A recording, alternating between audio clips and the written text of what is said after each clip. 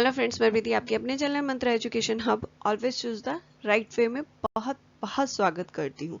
आज की क्लास में हम एपिलेप्सी के बारे में जानेंगे। साथ ही साथ हम लोग एपिलेप्सी के कॉजेज और टाइप्स के बारे में भी समझने की कोशिश करेंगे। आज की क्लास आप लास्ट तक बने रहिएगा। क्लास कैसी लगी कमेंट सेक्शन में ज़रूर बताइएगा और पसंद आए तो लाइक किए बगैर बिल्कुल मत जाइएगा। और साथ ही साथ अगर अभी तक आपने चैनल को सब्सक्राइब नहीं किया है और पहली बार विजिट कर रहे हैं तो जल्दी से चैनल को सब्सक्राइब और बेल आइकन को दबाना बिल्कुल मत भूलिएगा, जिससे इस चैनल पे आने वाली वीडियो की नोटिफिकेशन आपको जल्दी से मिले। तो चलिए बिना वक्त ज़ाया किए हम आज की क्लास को आगे बढ़ाते हैं। सबसे पहले हम एपिलेप्सी क्या है उसके बारे में जानने की कोशिश करते हैं।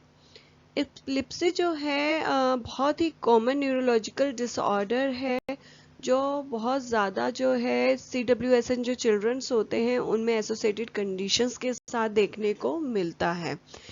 ये जो है किसी भी एज में और किसी भी जेंडर में देखने को मिल सकता है और एपिलेप्सी को सीजर डिसऑर्डर के नाम से भी जाना जाता है और हिंदी में या कह सकते हैं कॉमन जो वर्ड है लोग इसे दौरे के नाम से भी जानते हैं।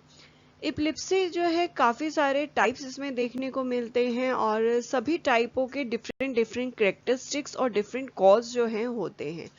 वेरी करता है, ये पर्सन टू पर्सन वेरी करता है किसको क्या कॉज है और किस तरीके से कॉज के कारण ही डिफरेंट तरीके के कैरेक्टरिस्टिक्स दिखाई देते हैं।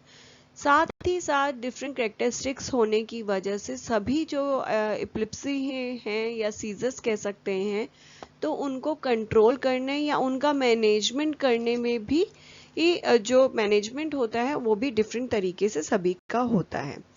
एपिलेप्सी जो है CNS यानी आपका सेंट्रल नर्वस सिस्टम के अंदर जो प्रॉब्लम होती है उसके कारण होता है, यानी कह सकते हैं ब्रेन का कोई भी ये ब्रेन का सही तरीके से काम ना करना, ब्रेन का सही तरीके से डेवलप ना करना, उसके जो पार्ट्स हैं उनका सही तरीके से फंक्शन ना करने की वजह से होता है।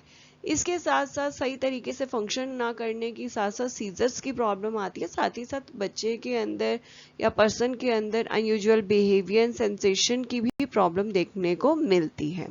एपिलेप्सी जो है गर्ल्स हो या मैन हो दोनों में ही इफेक्ट करता है। ऐसा नहीं है कि मेल में ज़्यादा आपको दिखेगा या फीमेल्स में ज़्यादा दिखेगा, दोनों ही इक्वल तरीके से इसके कह सकते हैं दोनों इक्वल तरीके से इसको लोगों को इफेक्ट करता है। वो जेंडर पे बिल्कुल बायस नहीं है और अधिकतर जो है ये एसोसिएटेड कंडीशंस के साथ देखने को मिलता है। साथ ही साथ एज फैक्टर भी इसका बहुत बड़ा रीज़न है कि एज की वजह से भी पर्सन्स को जो है एपिलेप्सी की प्रॉब्लम होती है। नेक्स्ट बढ़ते हैं एपिलेप्सी के कारण की तरफ। सबसे पहला कारण है एपिलेप्सी होने का जेनेटिक इन्फ्लुएंस।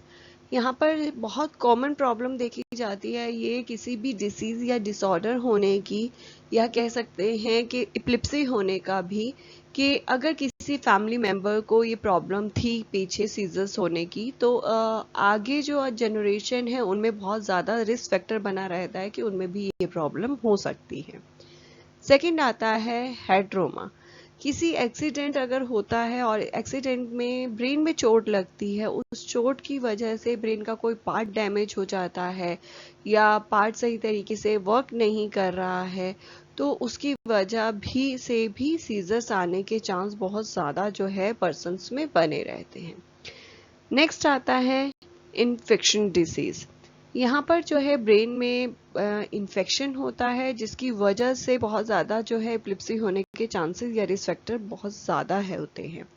जैसे एक एग्जांपल के तौर पे मेनिंजाइटिस जो है वो एक इन्फेक्शन है जो ब्रेन में होता है और ये ब्रेन या स्पाइनल कोड के आसपास का जो लिक्विड पदार्थ है या झिल्ली जो होती है उसके अंदर सूजन जो है वो ले आता है, जिसकी वजह से जो है सीजर्स आने के चांस बहुत ज़्यादा रहते हैं।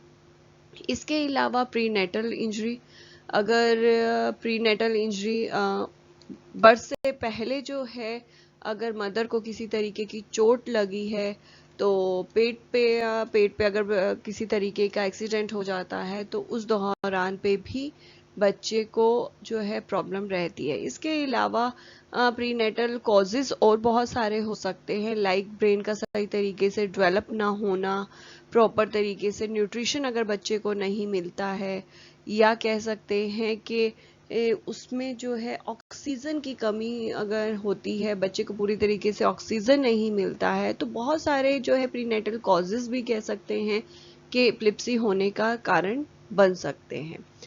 इसके अलावा डेवलपमेंटल डिसऑर्डर, मैंने पहले भी बताया था कि एपिलेप्सी एसोसिएटेड कंडीशन में बहुत सारी डिसऑर्डर्स के साथ देखने को मिलती है। तो कुछ डेवलपमेंटल डिसऑर्डर्स हैं जिसमें जो है सीजर्स बहुत ज़्यादा देखने को मिलते हैं, तो कह सकते हैं कि उन डिसऑर्डर की वजह से जो है एपिलेप्सी होने के चांस बने रहते हैं।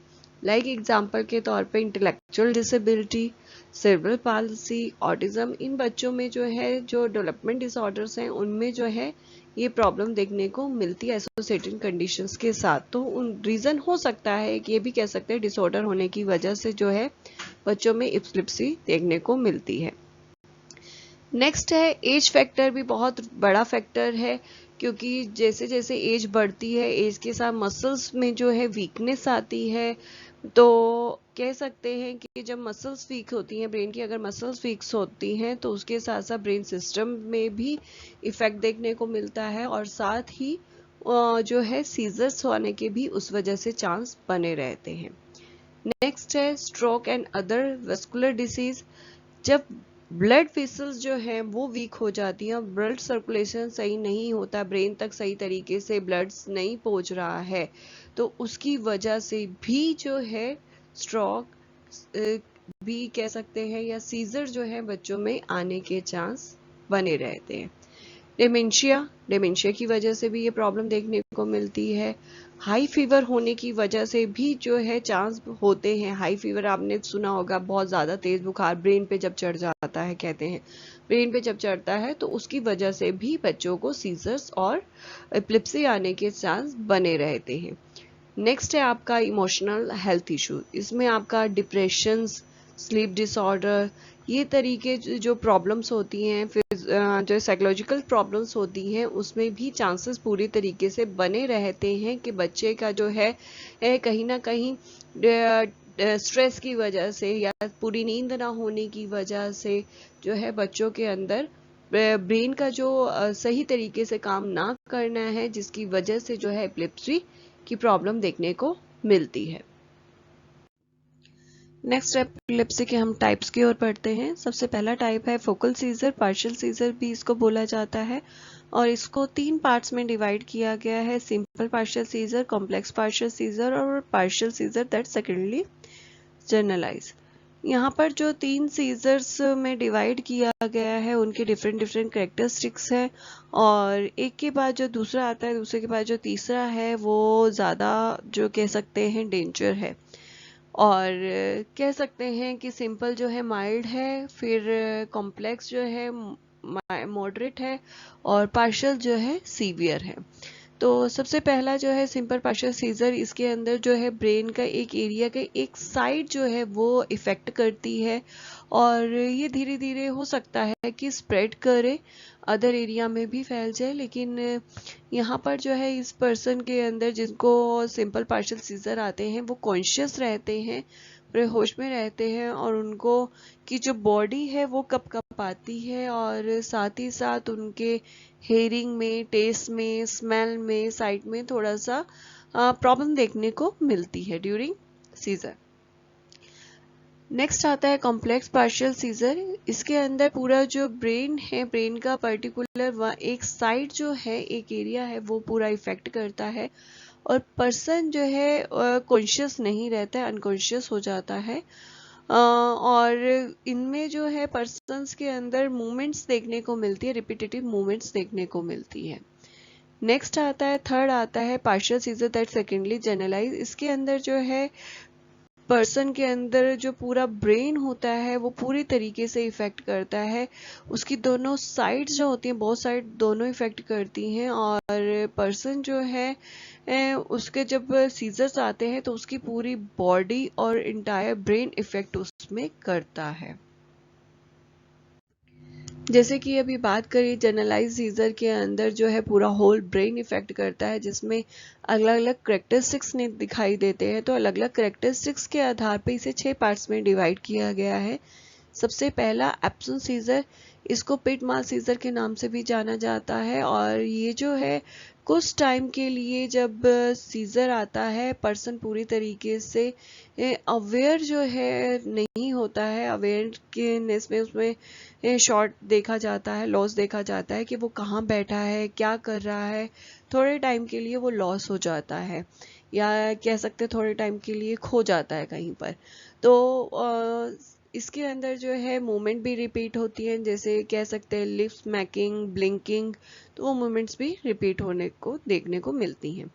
नेक्स्ट आता है टॉनिक सीजर। इसके अंदर जो मसल्स जो है ड्यूरिंग सीजर जो है स्टिफ हो जाती हैं। नेक्स्ट आता है एटॉनिक सीजर। इसके अंदर जो है मसल्स पे पूरी तरीके से कंट्रोल नहीं रहता है, कंट्रोल लूज हो जाता है, जिसकी वजह से जो है पर्सन जैसे ही सीजर आता है, लेग्स की, आर्म्स की, कहीं की मसल्स पे कंट्रोल नहीं रहने की वजह से अचानक से वो गिर जाता है। नेक्स्ट आता है क्लॉनिक सीजर। इसके अंदर जो है फेस, नेक, आर्म की जो मूवमेंट्स हैं वो डिफरेंट मूवमेंट्स जो हैं वो नज़र आती हैं, जिसमें मसल्स जो हैं थोड़ा सा कभी स्टिफ होती हैं, कभी लूज हो जाती हैं। तो इस तरीके से प्रॉब्लम देखने को मिलती है। क्लॉनिक सीजर्स के अंदर जो है आर्म्स और लेग्स में ट्विचिंग यानी झटके आते हैं अचानक से, तो वो देखने को मिलता है। जैसे कभी आपने बुक पकड़ रखी है, अचानक से झटका आता है, बुक जो है पकड़ी हुई, एकदम से बुक जो है गिर भी जाती है उस वजह से। तो जो आते हैं इसमें कह सकते हैं झटके जो हैं वो आते हैं। नेक्स्ट आता है टॉनिक क्लॉनिक सीजर। ये जो है मैं कह सकती हूँ सभी सीजर में सबसे सीवियर सीजर है।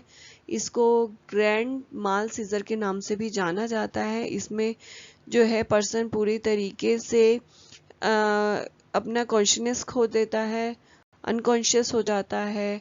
इसके अलावा जो है बॉडी पूरी तरीके से कांपने लगती है, शेक करने लगती है, और साथ ही साथ जो है टॉयलेट कंट्रोल नहीं रहता है, अपने ही टंग को बाइट भी बच्चा कर देता है। तो बहुत ज़्यादा सीवियर कंडीशन कह सकते हैं कि टॉनिक क्लॉनिक सीजर्स में देखने को मिलती है। सबसे जो सीवियर कंडीशन है कह सकते हैं सीजर की, ये है।